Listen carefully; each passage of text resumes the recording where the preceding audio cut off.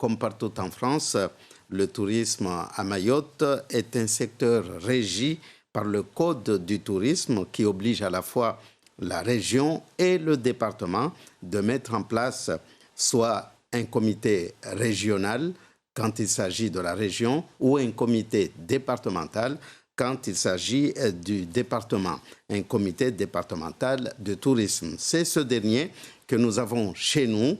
C'est lui qui met en œuvre la politique touristique décidée par le conseil départemental. Mais nous, on a 2 casquettes, département et région. Comment ça se passe? Oui, mais seul le comité départemental est à l'œuvre chez nous et doit assumer plusieurs volets, parmi lesquels l'aménagement touristique et les aides aux entreprises du secteur.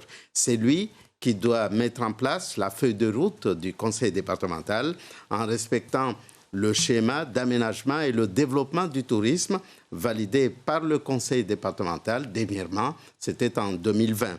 C'est un document très important, un peu comme le SAR pour le schéma d'aménagement régional. Alors, que faudra-t-il au secteur touristique pour qu'il s'envole à Mayotte? Alors, 2 choses. D'abord, des hôtels, c'est sûr. Il faut bien que nous puissions accueillir nos hôtes.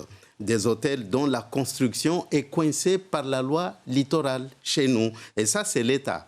Et les problématiques liées au foncier, ces problématiques, ça dépend de la volonté de l'État, là aussi, mais également de celle des parlementaires, sénateurs et députés, pour faire sauter les verrous, en quelque sorte. La deuxième chose, c'est la piste longue.